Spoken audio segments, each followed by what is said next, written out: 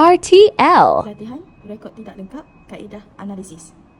Encik Ahmad, pemilik kedai runcit Ahmadi di Taman Tasik Puteri Rawang, tidak menyimpan rekod-rekod perakaunannya mengikut sistem catatan bergu.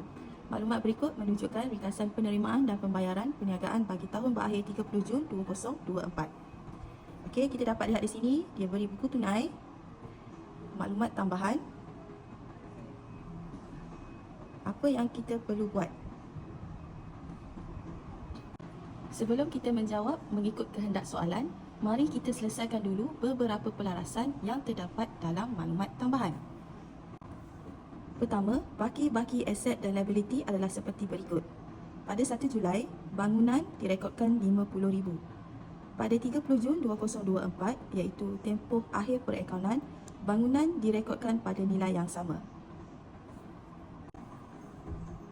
Perabot, pada 1 Julai 2023, ianya direkodkan RM5,300. Pada 30 Jun 2024, perabot direkodkan dengan nilai RM5,000.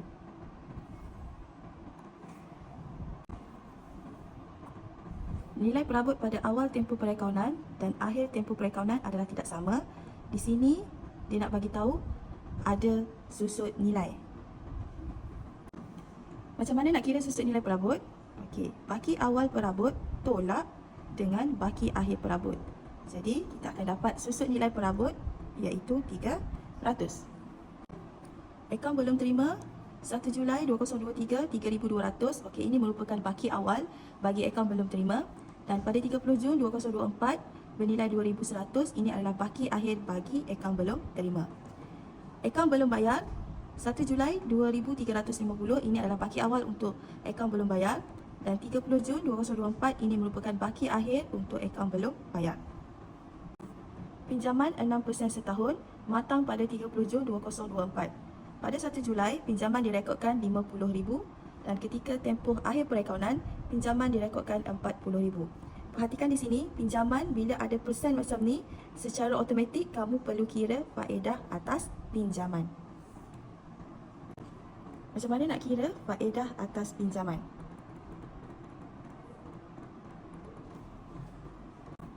Jumlah pinjaman RM50,000 darab dengan 6%. Pinjaman merupakan liability bukan semasa. Tetapi, memandangkan pinjaman ini matang pada 30 Jun 2024, iaitu ketika tempoh akhir perakaunan, pinjaman perlu direkodkan sebagai liability semasa. Insurans prabayar. Pada awal tempoh perakaunan, insurans prabayar berbaki RM430. Ketika tempoh akhir perakaunan, insurans prabayar ada RM620. Jadi, insurans prabayar ini perlu dibuat pelarasan. Belanja insurans yang telah dibayar RM500 perlu ditambah dengan RM430, iaitu insurans prabayar pada awal tempoh perakaunan tolak dengan RM620, iaitu insurans prabayar pada 30 Jun 2024. Jadi, kita akan dapat jumlah sebenar insurans yang dibayar. Kadar bayaran belum bayar 1 Julai RM790, pada 30 Jun RM420. Seperti mana insurans prabayar, kadar bayaran belum bayar pun kita perlu buat pelarasan. Kadar bayaran RM1,500 perlu ditolak dengan kadar bayaran belum bayar awal iaitu RM790 dan tambah dengan kadar bayaran belum bayar akhir RM420. Dan kita akan dapat jawapan untuk kadar bayaran yang sebenar. Bank pada 1 Julai berbaki RM30,100. Pada 30 Jun 2024, bank telah diberi tanda soal. Maksudnya kat sini kita kena kira berapa baki akhir bank. Macam mana nak buat? Okey, baki awal bank pada 1 Julai iaitu RM30,100 perlu ditambah dengan semua penerimaan dalam buku tunai dan ditolak dengan semua pembayaran dalam buku tunai, dan kita akan dapat baki akhir untuk nilai bank di sini. Kenderaan dibeli pada 1 Januari 2024. Kadar susut nilai 10% setahun atas kos. Jadi kita tengok kenderaan yang telah dibeli, nilai harga kosnya adalah RM15,500. Peratus susut nilai untuk kenderaan adalah 10% setahun. Okey, memandangkan kenderaan dibeli pada 1 Januari 2024 dan tempoh perakaunan adalah pada 30 Jun 2024, kita perlu darab dengan tempoh iaitu Januari sehingga Jun adalah selama 6 bulan. Sebanyak RM270 barang rosak telah dipulangkan kepada pembekal. Okey, ini dia nak bagi tahu kita adalah pulangan belian.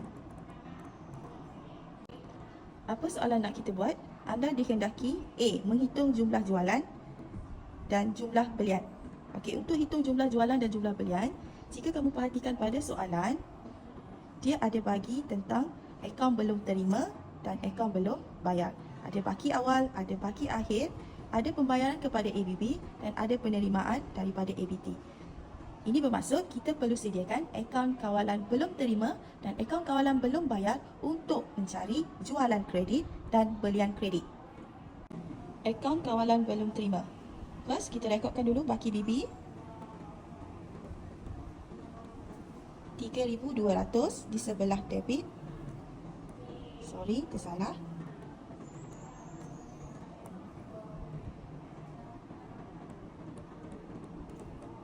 Kemudian, penerimaan daripada ABT, kita akan kreditkan sebagai bank 20,500 dan baki HB, akaun ABT 2,100. So, kita imbangkan dahulu akaun belum terima untuk mencari jualan kredit. Untuk dapatkan jumlah jualan, jualan tunai tambah dengan jualan kredit yang dikira daripada akaun kawalan belum terima tadi. Akaun kawalan belum bayar, okey, kita rekodkan baki BB di sebelah kredit iaitu 2,350. Pembayaran kepada ABB iaitu di sebelah debit sebagai bank 4,300. Pulangan belian 270 dan baki HB 3,310. Kita imbangkan dahulu akaun kawalan belum bayar untuk cari belian kredit. Belian, jumlah belian sama dengan belian tunai tambah belian kredit. Seterusnya, penyata mengira modal awal. Macam mana nak kira modal awal? Ia adalah aset tolak liability. So, kita kembali kepada maklumat tambahan di atas. Jadi, pada 1 Julai ini adalah awal tempoh perakaunan. Jadi, kita akan kira modal awal berdasarkan tarikh pada 1 Julai. B2 menyediakan akaun perdagangan untung rugi bagi tahun berakhir 30 Jun 2024. B3 penyata kedudukan kewangan pada 30 Jun 2024. Berdasarkan penerangan di atas sebentar tadi, kita sudah boleh menyediakan akaun perdagangan dan untung rugi serta penyata kedudukan keuangan. Sebelum itu, sila lihat semula buku tunai untuk memastikan semua pelarasan telah pun dibuat. Okey, so kita tengok balik buku tunai jualan. Okey, sudah kita ambil kira dalam jumlah jualan tadi. ABT pun sama, komisen tidak disebut sebarang pelarasan dalam maklumat tambahan. Akaun belum bayar, belian, kadar bayaran, kenderaan, gaji. Okey, gaji juga tidak disebut apa-apa tentang pelarasan. Pinjaman, faedah atas pinjaman. Okey, kalau kita lihat faedah atas pinjaman dalam buku tunai yang direkodkan adalah 2,250. Faedah atas pinjaman yang kita kira tadi adalah RM3,000. Maksud di sini ada faedah atas pinjaman belum bayar. Selamat mencuba.